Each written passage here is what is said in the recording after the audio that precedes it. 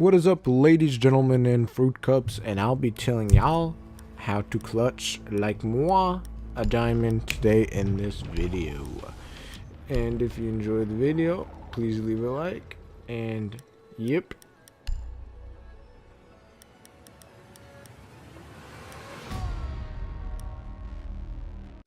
Now, the first thing you want to do in order to clutch is have the right mentality, which is you gotta think that you can do the clutch. You can do it despite the odds. If it's a 1v4 or 1v5, you can do it because the other team is stupid.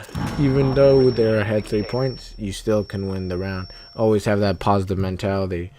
Next thing I would highly advise for you to do if you don't have a good headset is a thing called sound hoarding or whoring or whatever. And that is pretty much to turn your game volume all the way up on your headset, or just eliminate chat volume completely, such that you can hear every little detail in the game, which is pretty much what happens. Like, you can hear where the enemy is reloading from, where they're stepping from, and where they're crouching from. So yeah. Another thing you gotta do when you clutch, which is related to sound within the game of Siege, is that you should try crouching more. Like, let's say that you're going down the hallway, but you don't want to run down the hallway unless there's like barely any time left within the game. But you want to crash down the hallway so the enemy team doesn't hear you as much. But then again, don't always crouch. Such as, let's say you know where the enemies are, but you're halfway across the map. Like, you're not going to crouch to the other side, because that's really stupid. There's no point in doing that. So run when you need to run, and crouch when you need to crouch in the right situations. Next thing you want to do is do stuff you normally wouldn't do. Like, if you saw my castle clip earlier. You saw what I did. When it was a 1v1 situation, I went from the big open window. The big window that's outside of the room. Like, you wouldn't expect the defender to come from there. You'd expect him to come from the main door. So what I did was outplay the enemy.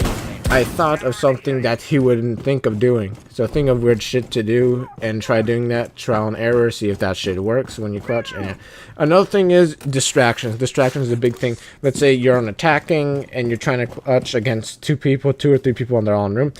Try putting a breaching charge on a wall, blowing that up, and then running through another entrance, such that all the enemies will be distracted on the breaching charge. And while they're distracted, you can run into a room and gun them down through another entrance, so they won't expect it.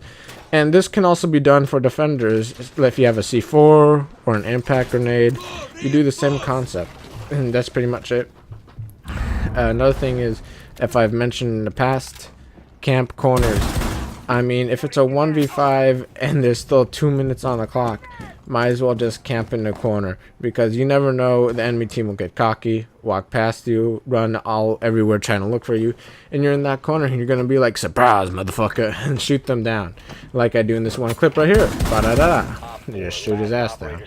My final pieces of advice for you fruit cups is that practice, play the game. You'll become better, you'll develop your skills, which is obvious. Another thing is, what you're gonna see in this clip in a few seconds, is that if you see a claymore and you can go past it, don't shoot it, or else you'll alert the enemy team. And the same thing can be done for attackers. Like, if you see a frost mat and you can go past it, don't shoot it, vice versa, or just.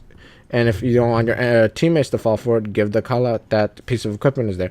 And yeah, that's all I have to say. And as always, have a nice day, and bye-bye.